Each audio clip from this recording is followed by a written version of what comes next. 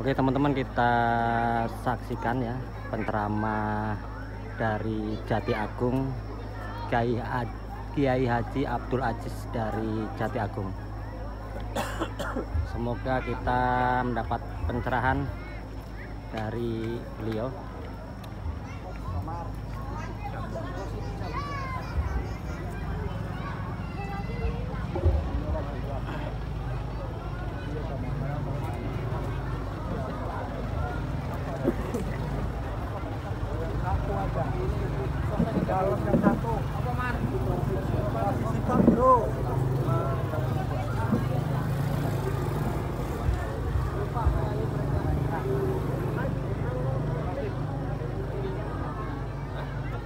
Bismillahirrahmanirrahim. Assalamualaikum warahmatullahi wabarakatuh. Bismillahirrahmanirrahim. Salatu wassalamu ala rasulillah wa ala alihi wa ashabihi wa man tabi'a sunnatahu wa jama'ata min yaumina hadha ila yaumil ba'thi wa nahda. Asyhadu an la ilaha illallah la syarika lah wa asyhadu anna Muhammadan abduhu wa rasuluhu la nabiyya ba'da. Allahumma salli wa sallim ala sayyidina Muhammad. Allahumma salli wa sallim ala sayyidina Muhammad.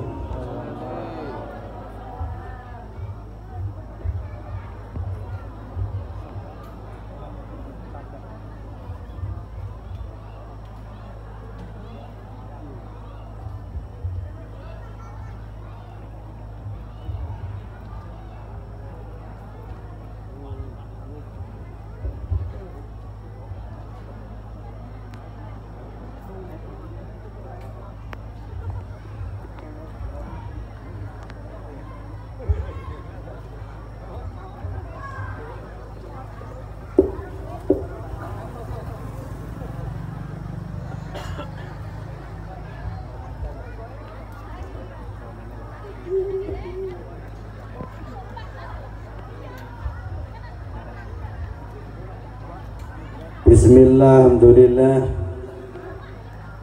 salatu wassalamu ala rasulillah wa ala alihi wa ashabihi wa mawalah. Alhamdulillah.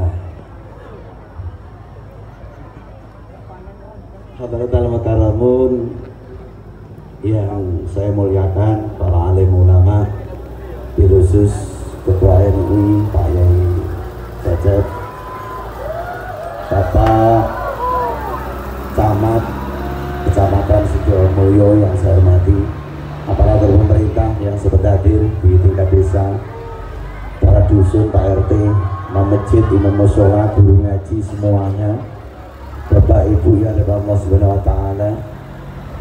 Bapak Ibu, dinikmati saja, dinikmati mawon rasa hahu-hahu. Keadaannya ya kayaknya seperti ini, tidak ada tempat lain. Ya ini kuduning jalan begini terus ada orang lewat ini. Bener Pak, nggak ada tempat lain ya. Masalahnya baru kalian nih aku ngaji model begini ini. Saya ini masih menggeh-menggeh Bu, karena baru pulang dari Suwoh, Lampung Barat.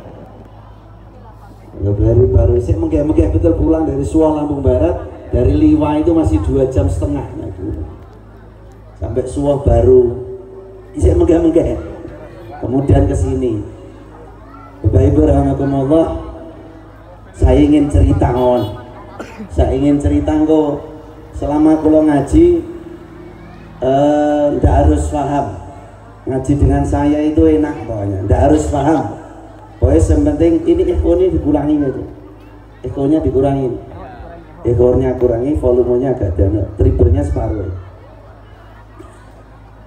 Bapak Ibu, ndak harus paham, jangan selama kalau ngaji itu ora paham ora apa-apa. Ndak paham ndak apa-apa, yang penting denger. Yang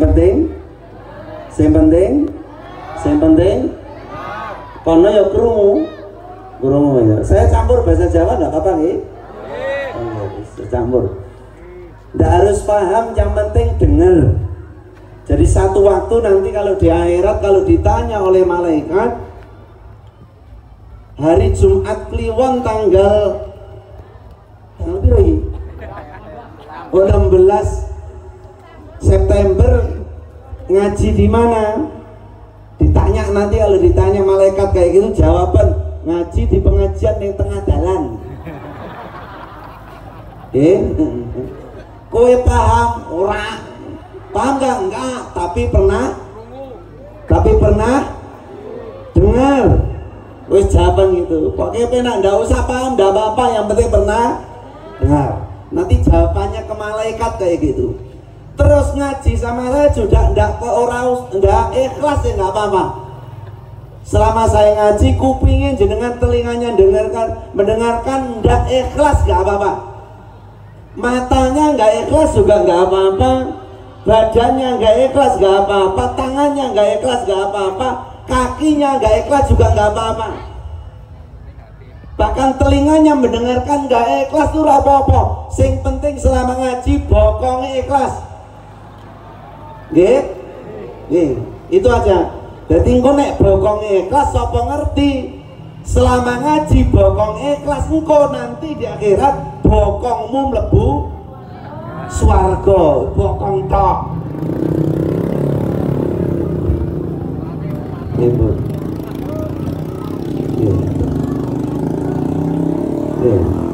Baik Bapak Ibu, di Islam itu dibagi dua fase. Ini agak ilmiah dikit ya. Kan jenengan lama ngaji gak ilmiah. Biasanya ngaji kan yang penting lucu gitu kan. Ngaji agak ilmiah dikit. Di dunia Islam, fase Islam itu dibagi dua.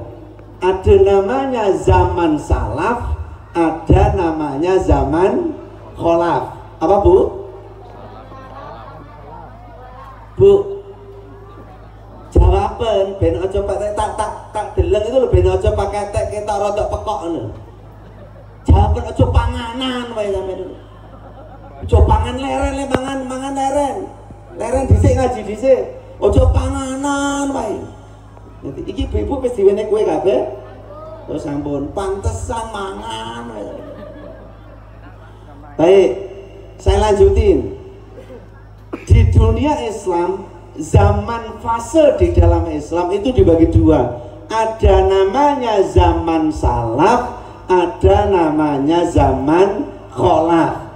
Yang zaman salaf itu orang Islam yang hidup di antara 0 tahun Hijriah, tahun 1 Hijriah sampai tahun 300 Hijriah. Nah, hari ini Bapak Ibu sekarang di Islam kalender Hijriah, kalender Islam tahun 1444. Dari 1444 itu dibagi dua. Ada namanya zaman salaf yang antara tahun 1 Hijriah sampai tahun 300 Hijriah. Nah, tahun 1 sampai tahun 300 itu namanya zaman salaf. Dari tahun 300 Hijriah sampai sekarang, sampai ila yaumil qiyamah disebut zaman kholaf. Halo? Halo? Kupingi krungu? Tahun 1 Hijriah sampai tahun 300 disebut zaman salaf. Tahun 300 sampai tahun sekarang ila yaumil qiyamah disebut zaman kholaf. Nah, ini penting, saya mulai dari sini. Kenapa ini penting Bapak Ibu? Ben paling ora kita itu lo malah macet.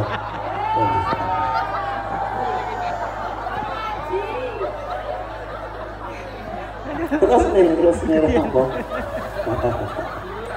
Hai. Weh.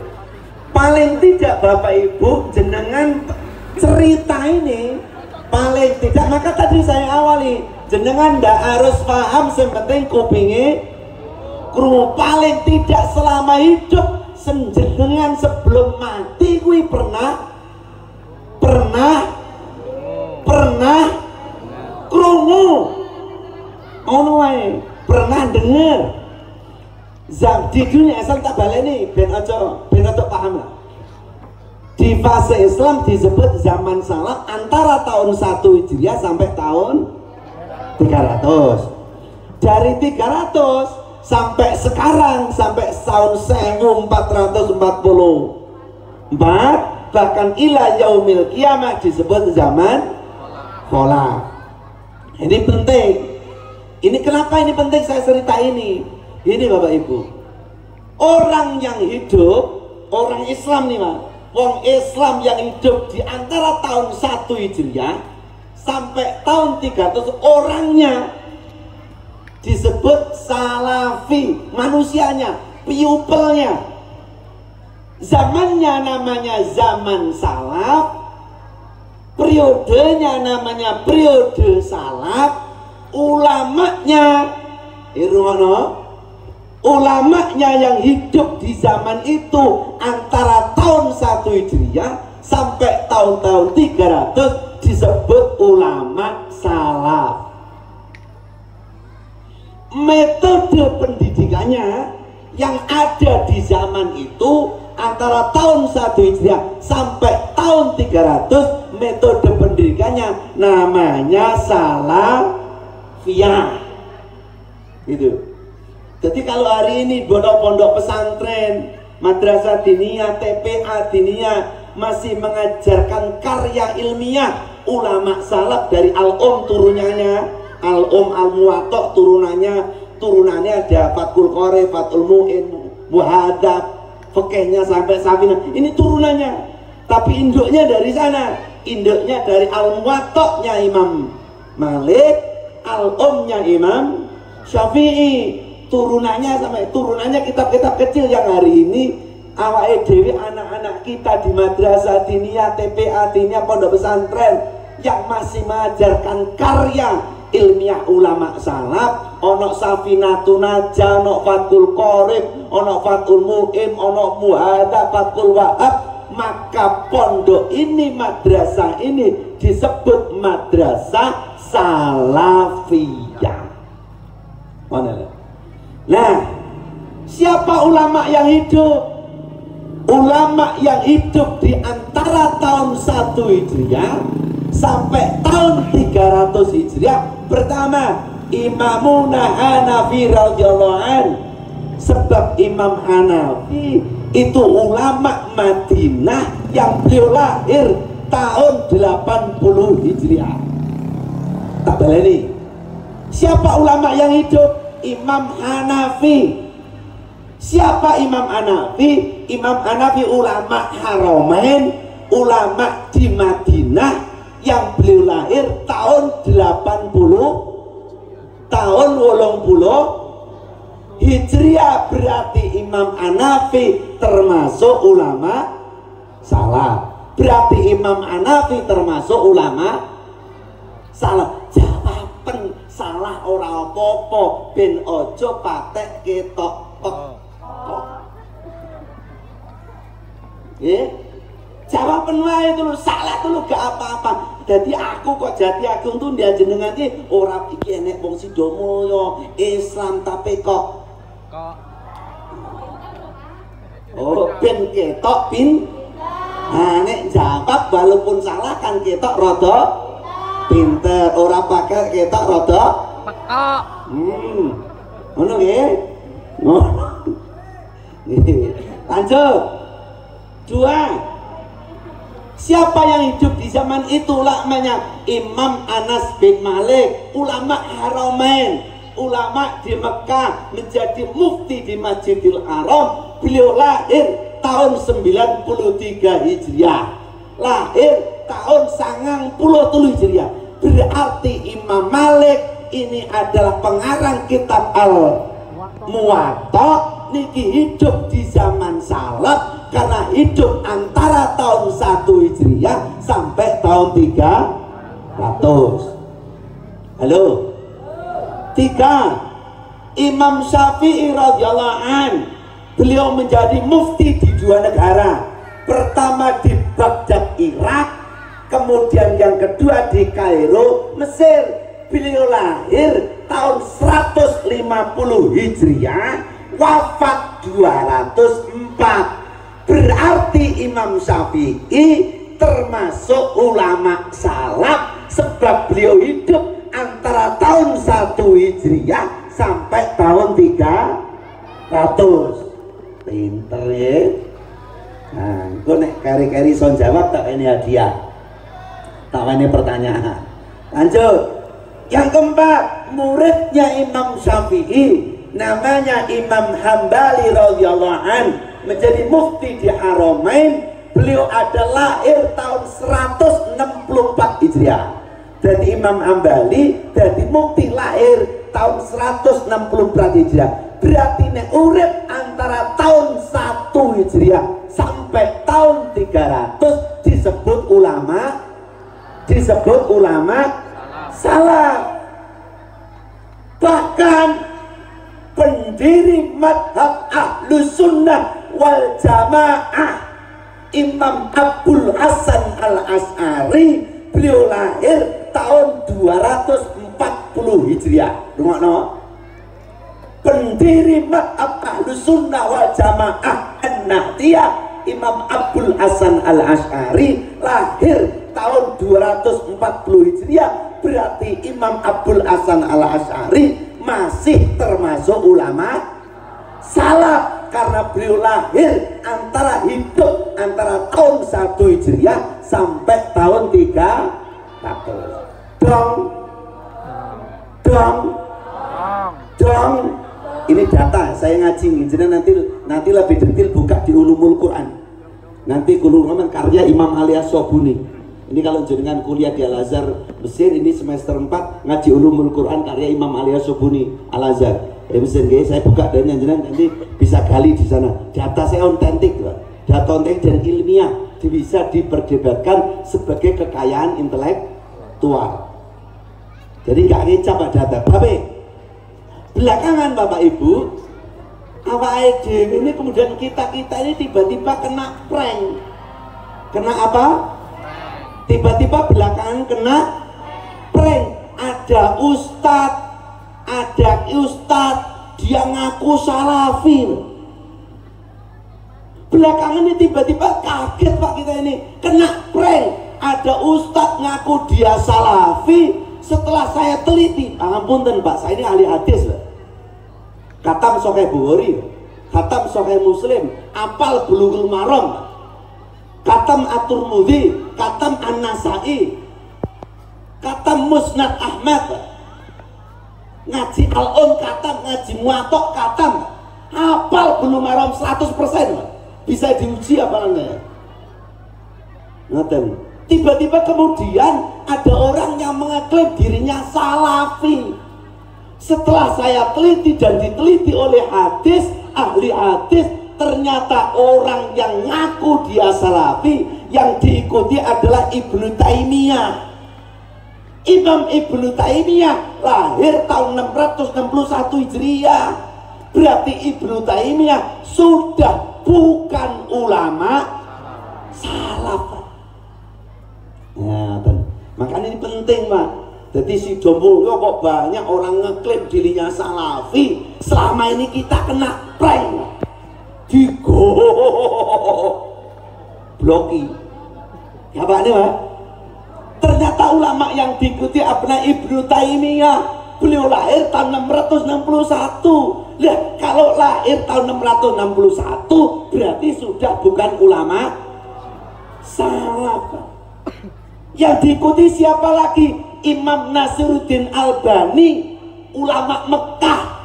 Beliau wafat tahun 1999, baru 23 tahun yang lalu. Ulama Mekah, namanya Imam Nasiruddin Albani. Dia ngaku dirinya salaf. Lulu, salaf teko ngendi? Salaf dari mana? Wong dia hidup di zaman sekarang kok mengaku dirinya salafi ikwalik tadi. Saya dialog Pak. Orang yang aku salafi saya tanya, yang sampai ikuti siapa? Ulamanya aja. Ternyata Imam Nasiruddin Albani. Nek Imam Nasiruddin Albani beliau wafat tahun 1999, baru wafat 23 tahun yang lalu. Berarti Imam Nasiruddin Albani bukan termasuk ulama. Nah, ini tak pakai prolog ini, tak kasih prolog ini, nanti turunan ilmunya biar jenengan ngerti. Ben paling ora kupinge pernah, kan tadi perjanjiannya kesepakatan kita bersama, dil-dilan ora paham ra apa-apa, sing penting kupinge ora ikhlas gak apa-apa, sing penting bokongmu. Deal nggih? Deal ya. Deal, sepakat ya? Sepakat. Sing ora paham ra apa-apa, sing penting kupinge krungu, ora ikhlas gak apa-apa, sing penting bokonge. Sapa ngerti nek bokongmu selama ngaji ikhlas, bokongmu lebu swarga. Dadi sok nek ketemu aku kok ana bokong tok. Ana bokong akeh ngono. Bokonge wong. Baik, kita lanjut. Setelah tak teliti Bapak Ibu, ternyata ulama yang diikuti adalah Imam bin Bas, ulama Arab Saudi. Bin Bas ini wafat tahun 2001, hampir bersamaan dengan Syekh Utsaimin, ulama Madinah. Sama Pak, ulama Haramain. Syekh Utsaimin dan bin Bas itu wafat di tahun yang sama, tahun 2000, tahun 2001. Berarti kan baru 21 tahun yang lalu. Lah nek tahun 2001 jangan ya bukan ulama salaf. Halo. Tiba-tiba kita ada orang yang mengaku, lihat identiknya orang yang mengklaim dirinya orang salaf itu kemudian menyalahkan semua amalah kita yang sudah baku diajarkan oleh Imam Hanafi, yang sudah baku diajarkan Imam Maliki, yang sudah baku diajarkan Imam Syafi'i, yang sudah baku diajarkan Imam Cirine yasinan, tahlilan, manaqib, mujahadah, thariqah. Nah, baik ini ngaji yang mulai agak ilmiah. Bapak Ibu saya ingin cerita. Dulu saya dari ngaji ini baru prolog saja. Engko nek wis ama ba'du itu baru mulai ngaji. Nggak tahu ama ba'dunya jam berapa. Kan biasanya kalau mau sambutan kalau sudah ama ba'du kan baru inti. Iya kan? Sambutan pembukaan, kedua yang dihormati, ketiga amma ba'du. Pokoknya kalau sudah amma ba'du nanti baru intinya. Ini cerita dulu. Dulu ada seorang gubernur Transoksiana. Transoksiana itu kalau sekarang Afghanistan, Pakistan, Bangladesh. Transoksiana itu dulu masuk sekarang ini masuk Asia Tengah. Transoksiana dulu masuk di bawah Gubernuran Turki Utsmani sebelum Turki Utsmani runtuh tahun 1918. Kemudian Turki Utsmani diproklamirkan keruntuhannya tahun 1924. Kan agak ilmiah nih, jadi kan jarang ngaji model beginian, ya kan? Jarang toh nggih? Ora nate krungu toh? Ora nate krungu ae sesekali mawon, maka yang penting denger lah. Baik, kalau dulu ada seorang gubernur namanya Abdurrahman Al-Mahdi, cerdas. Satu waktu Abdurrahman Al-Mahdi ini kirim surat kepada Imam Syafi'i, yang ketika itu Imam Syafi'i masih tinggal di Baghdad, Irak. Imam Syafi'i ini menjadi mufti di dua negara.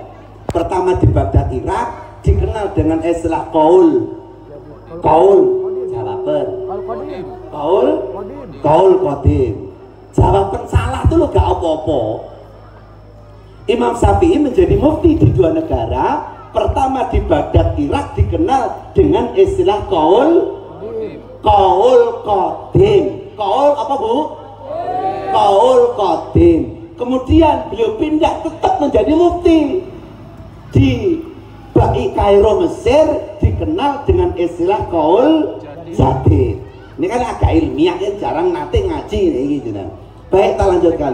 Pertanyaannya begini, ya Syekh, ini karena yang tanya ini orang Arab. Abdurrahman Al-Mahdi ini biasa tiap hari bahasanya bahasa Arab, kirim surat kepada Imam Syafi'i yang biasa Imam Syafi'i itu waktu itu masih di Baghdad, Irak, biasa dialog tiap hari yang menggunakan bahasa Arab. Tak transfer ke bahasa Indonesia ben jenengan kupingnya pernah rungu. Nek paham kan tangi lamun. Wong le ngaji dulu puluhan tahun ngene iki lho ning pondok iso puluhan tahun. Begini, ya Syekh, tolong sampaikan kepadaku bagaimana saya ini seorang Gubernur Abdurrahman Al-Mahdi bisa memahami Islam dengan benar. Maka ketika Abdurrahman Al-Mahdi kirim surat kepada Imam Syafi'i, dibaca oleh Imam Syafi'i. Imam Syafi'i terus manggil muridnya yang ahli khat, ahli tulis, karya ilmiahnya banyak. Bahkan hampir separuh dari karya ilmiah Imam Syafi'i yang nulis muridnya ini. Bahkan karya ilmiah separuh, hampir separuh di dalam kitab Al-Umnya Imam Syafi'i niku sing nulis yang mengabadikan itu, Pak. Apa siapa itu? Namanya Rabi' bin Sulaiman Al-Muradi. Catatan buan kok nek pertanyaan, saya ketemu. Nek waktu ini cukup. Lah, Imam Syafi'i yang dikte, Rabi' bin Sulaiman yang nulis. Jawabannya begini, saudara gubernur kalau ingin paham Islam dengan sempurna, maka saudara gubernur harus merujuk minimal 2 keterangan. Satu namanya bayan nakli, yang kedua bayan akli. Apa Bu? Ibu-ibu ini kalau nggak sering ditanya kokian muni wae. Pokoknya ibu-ibu itu nek jajani panganan entek mesti kur ngobrol. Bapak-bapak itu kalau makanannya belum habis ya nyantai aja. Arep ngobrol itu iso sungkan. Lihat jenengan ibu-ibu itu begitu makanannya panganannya jajane entek ini iso ngobrol karo kancane dhewe. Ya udah. Baik, kita lanjutkan lah. Pertanyaan, kalau saudara gubernur ingin paham Islam dengan sempurna, maka harus merujuk 2 keterangan. Keterangan pertama namanya bayan akli, yang kedua namanya bayan nakli. Apa Bu? Pertama bayan akli, kedua bayan wes tak balik. Pertama bayan nakli, kedua bayan akli. Bayan itu apa? Bapak Ibu, bayan itu bahasa Arab. Dulu kan belum ada kepala dusun. Pada zaman Orde Baru kalau di pemerintahan desa itu adanya dari kepala desa langsung ke RW, rukun warga, belum ada kepala dusun. Rukun penyambung lidah, urung ini HP Pak. Belum ada HP gadget apalagi Pak. Jadi penyambung lidah dari kepala desa ke RW dulu ada namanya bayan. Masih ingat ya sepuh-sepuh ya? Dulu namanya bayan, saya kan tinggal WA, tinggal Zoom Pak. Dulu ada namanya bayan, itu pemberi keterangan. Itu dari bahasa Arab Pak. Bayan itu keterangan. Keterangan pertama, keterangan nakli, keterangan yang dinukil. Dinukil dari siapa? Dari Allah. Apa keterangan dari Allah? Quran. Apa Quran isinya? Wahyu. Tapi diingatkan tuh oleh Imam Syafi'i. Tapi Imam Syafi'i mengingatkan tentang gubernur tradisional, Nur gubernur, waktu gubernur, tapi sampean kudu paham, Al-Quran ini bahasa Arab. Al-Quran itu wahyu. Al-Quran itu turun dalam siklus waktu yang lama. Sebab Al-Quran turun dalam siklus waktu 23 tahun Pak. Sementara Al-Quran turun dalam keadaan yang berbeda-beda karena merupakan jawaban dari problem yang berbeda. Beda. Mula ayat di Quran kuwi ya beda-beda. Ono ayat yang muhkamah. Apa Bu? Ada ayat yang muhkamah. Apa Bu? Ibu-ibu bisa dengar? Ada ayat yang muhkamah. Apa Bu? Muhkamah. Ada ayat yang mutasyabihah. Apa Bu? Mutasyabihah. Ada ayat yang muqayyad. Apa Bu? Muqayyad. Wis pernah krungu nggih? Deret. Ada ayat yang am. Apa Bu? Am. Ada ayat yang khas. Apa Bu? Khas. Ada ayat yang nasih, ada ayat mansuh. Apa itu mukamah? Apa itu mutasabiyah? Apa itu khas? Apa itu am? Apa itu muqayyad? Apa itu nasih? Apa itu mansuh? Wis rasa tak jelas nih. Sing penting sampean pernah. Lu aku ini jelas nih apa itu mukamah, mutasabiyah ki opo, muqayyad ki opo, nasih itu apa, mansuh itu apa, am itu apa, contohnya opo, iso lungguh ning kene 3 tahun aku. Makanya tadi deal-dealan kita sing penting pernah denger. Tak ambil sedikit lah, sedikit ini. Ada ayat yang muhkamah, jelas, tegas, tidak perlu penafsiran. Ayat model beginian tidak oleh tafsiri. Contoh sederhana di Quran, ini ayat aqimis dirikanlah sholat. Ayat model beginian, ayat mukamah, tidak boleh ditafsiri, nggak boleh menggunakan tafsir, nggak boleh kokian mikir, nggak boleh banyak mikir. Wong ayatnya ayat ayatnya apa itu? Aqimis dirikanlah sholat. Maka bapak-bapak jenengan nek suara adzan di masjid setiap 5 waktu, gak usah banyak mikir Allahu Akbar, Allahu Akbar, gak usah mikir sing adzan sopo ndang mangkato. Jadi problem kita ini, jadi problem ono suara adzan sampai dadak mikir sing adzan sopo. Kula nek ngasar maghrib ya maklum lah, nek ngasar duhur itu ya maklum lah. Kalau misalkan jamaah sedikit maklum lah. Tapi nek subuh maghrib isya ndak mangkato ono suara adzan hayya 'alas shalah, maka ndak usah banyak mikir. Problem kita warga Nahdien kalau gendera ini, problem kita warga NU kuwi nek jak salat jamaah ning masjid angel. Halo, bener badan? Problem kita warga NU nek jak wis gelem salat tapi jak salat jamaah ning masjid angel. Masjid sing gawe sampeyan, musola yang buat jenengan tapi ora gelem nempati, begitu tinggoni jaulah sampeyan geger. Sing salah sapa? Potonganmu. Enggak? Ini problem kita. Sampean yang gawe, sampean yang bangun, tapi gak gelem menempati. Begitu ada salafi masuk, geger. Ono jamak jauh lah masuk, masjid kok dige masak. Kada sing salah awakmu. Coba sampean tempati masjidnya. Dipakai majelis taklim, go yasinan, go tempat belajar ilmu, minimal go sholat jamaah. Wong perintahnya jelas, perintahnya ayatnya kamah, jelas, tegas, ojo kokean mikir, pacak ono suara dan ndang mangkato dil jajare dadi manungsa.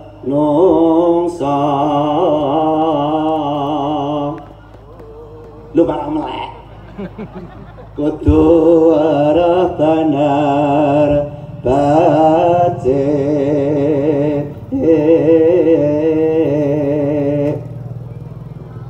Kayak jalan kepak nih malah terusan. Wes gak tak lanjut nih, iklannya lelek dalang loh. Baik, tak lanjutin. Ayo benjemak mawon juga. Baik. Jadi ada ayat yang mukamah, maka jangan banyak mikir. Tapi ada ayat yang mutasyabihah, kita bisa paham kalau menggunakan ilmu baru. Yang ilmu baru itu di zaman Nabi belum ada. Ilmu baru itu namanya nahwu, sorof, balaghah, mantek, bayan, ma'ani. Apa itu nahwu? Apa itu sorof? Apa itu balaghah? Apa itu mantek? Apa itu bayan? Apa itu ma'ani? Mohon doa. Wah, aku yang kini ya iso 3 tahun. Mula anaknya pondoke kirim dengan kula Pak. Tak didik masalah itu Pak. Kirim teng saya, kirim teng Jati Agung. Kalau jenengan pengen tahu Jati Agung, karena via dari Jati Agung yang ke Metro, dari exit tol Kota Baru yang arah ke Metro lewat Karanganyar belok nganan. Saya ada santri dari sini yo. Candilo banyak, anak-anak santri dari Candilo. Sing rongono Sidomulyo besok dikirim tempat saya. Anak-anak jenengan yang lulus SD masuk SMP kirim. Bapak Ibu, saya begini Bapak Ibu. Saya buat analogi. Bapak Ibu dulu kalau ada bahasa, saya itu paling marah Pak. Nah, kalau ada orang tua yang ngomong kok anakmu bandel nakal sampai ngomong ke anakmu, kowe nek bandel nek nakal tak pondok nih. Kalau denger sampai ngomong ini tak tapuk Pak jangan. Lho ora pondok pesantren remangsane buangan gitu. Sorry ya. Kalau punya anak cerdas bapak ibu, dengerin ya. Saya ini orang pondokan, orang pesantren Pak. Tapi saya juga tidak katro, bahasa Inggris saya bagus lah. Saya ini instruktur PKPNU Pak, spesifikasi bidang saya bahasa Inggris Pak. Karena di pondok saya belajar bahasa Inggris. Jadi sertifikat keilmuan dalam aspek bahasa Inggris Pak. Saya belajar di Termas Pacitan Jawa Timur 15 tahun di mondok ning kono Pak. Jadi jangan dikira orang pondok pesantren kalau kemudian jenengan punya pemahaman, lah kok nek mondok, pulang mondok anak saya jadi apa? Nanti nggak bisa jadi kepala desa, nggak bisa jadi lurah, iso jadi presiden Pak. Gus Dur iso jadi wakil presiden Mbah Ma'ruf Amin, iso jadi wakil ketua MPR Muhaimin. Jadi kalau dulu kemudian mondok jadi apa? Iyalah, saya maklum, saya paham. Dulu kalau Orde Baru, zaman Orde Baru, kalau ijazah pondok pesantren tidak laku Pak. Jangan-jangan sekedar jadi nyalon dewan, mau jadi penghulu modin aja ijazahnya nggak laku Pak. Nggih. Dulu ijazah pesantren, tapi hari ini Pak, nek mondok malah double Pak. Tapi Bapak Ibu itu patut paham, ini penting ya. Ben ngerti apa? Minimal ben bener Pak. Ini saya tak ngadeg ya. Kenapa penting kita belajar agama? Biar bener Pak. Kenapa biar bener? Sebab hal yang sederhana kalau tidak digurukan fatal Pak. Hal sederhana Pak. Sekedar mengucapkan istighfar, kalau tidak pernah digurukan salah Pak. Orang kalau pernah ngaji, pernah mondok, tidak mungkin dia istighfar Astaghfirullahalazim. Halo. Tapi anakmu gak nate ngaji, nek baca istighfar kan yang dilihat Google itu istighfarnya Astaghfirullahalazim. Tapi kalau mondok ngaji pasti Astaghfirullahalazim. Sekedar ngumumi di masjid, enek wong mati, ada orang meninggal, kalau dia benar pernah ngaji mesti innalillahi wa inna ilaihi. Tapi karena dia tidak pernah ngaji, kor sekedar krungu kon ngumumke ning masjid innalillahi wa inna lillahi. Ini oke. Sekedar naudzubillah, tidak usah baca Quran mah, sekedar naudzubillahi min dalik. Kalau orang pernah ngaji mesti naudzubillah.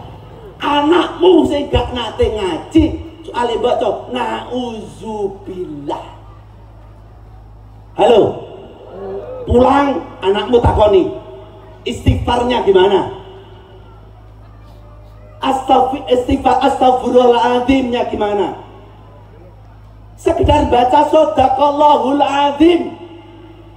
Kalau orang pernah ngaji sodaqallahul azim, gak nanti ngaji sodaqallahul azim. Halo, halo. Kenapa ini menjadi penting? Ben bener ibadah ini penting. Saya ngadeg ini berarti serius lah. Tapi urung ngaji nih, dereng kan urung ama batu. Ini belum ngaji. Nanti kalau sudah ama batu baru ngaji. Ini baru cerita, kan baru nyeritani Gubernur Transoksiana Abdurrahman Almati. Baik, lanjut, tak lanjut. Sekedar itu, sekedar salam, sekedar salam yang tiap hari kita ucapkan. Sholat 5 waktu kita ucapkan. Tapi kalau dia pernah ngaji, pasti bacanya benar. Assalamualaikum warahmatullahi wabarakatuh. Loh, salam. Tak balik nih. Kalau dia pernah ngaji, mesti Assalamualaikum warahmatullahi wabarakatuh. Saya gak nate ngaji. Assalamualaikum warahmatullahi wabarakatuh. Ketok lepekok itu Pak. Halo. Bener badan. Sesuk rungokne sambutane kepala dusun. Nggih. Assalamualaikum warahmatullahi wabarakatuh. Apa assalamualaikum warahmatullahi wabarakatuh. Ketok tuh gak ngaji Pak. Mau pejabat sekalipun kalau sampernya tidak pernah ngaji Pak. Maka itu pentingnya ngaji. Gitu. Jadi minimal nek pernah ngaji ben bener Pak. Kalau urusan nasibnya jadi apa? Pejabat kulen wong pondok ya sugih iki Pak. Tanah ombo, mobil duwe, gitu kan? Duit oke, ini penting Pak. Sebab hari ini ada dikotomi pendidikan Pak. Nganggapnya kemudian kalau pendidikan yang sudah formal, SMP itu paling penting, kemudian pondok tidak penting, gitu loh. Ini penting bener Pak. Bener apa? Akidahnya jadi benar, amaliyahnya jadi benar. Baik, kita lanjut. Tak ngajinya agak ilmiah, bisa diperdebatkan secara ilmiah, bisa dikaji, bisa didalami. Tak lanjutkan. Baik. Wes apa itu makamak kalau saudara gubernur memahami Islam dengan semua literaturnya, ayatnya jenil modes mukama mutasabia mutlak absolut nase mansuh, urung paham, belum mengerti Islam, maka harus merujuk keterangan yang kedua, keterangan dari Nabi, namanya bayan, keterangan dari Nabi namanya bayan nabawi. Apa Bu? Bayan nabawi. Nah, keterangan dari Nabi itu apa? Wakeh. Saking banyaknya Pak.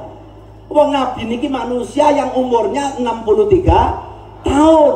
Lah selama 63 tahun tentu banyak. Di perbuatannya ya banyak, perilakunya banyak, sing dingendikane banyak, yang diucapkan ya Pak. Lho kula itu urung ana sok jam wis tak omongne sokeh.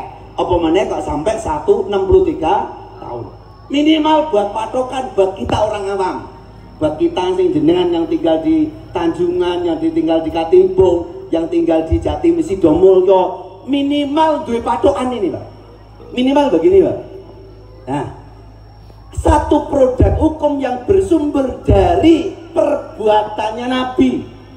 Enek hukum sumber agama yang bersumber dari perintahena, bi laranganena, bi anjuranena, bi ngendikanena, bi jawuena, bi sabdanena, bi. Minimal itu. Apa yang diucapkan Nabi? Larangannya Nabi yo, perintahnya Nabi yo, anjurannya Nabi yo, tapi produk hukum yang bersumber dari lisan Nabi di dalam literatur ilmu hadis disebut sunnah qauliyah. Apa Bu? Sunnah qauliyah. Sunnah qauliyah itu apa? Produk hukum yang bersumber dari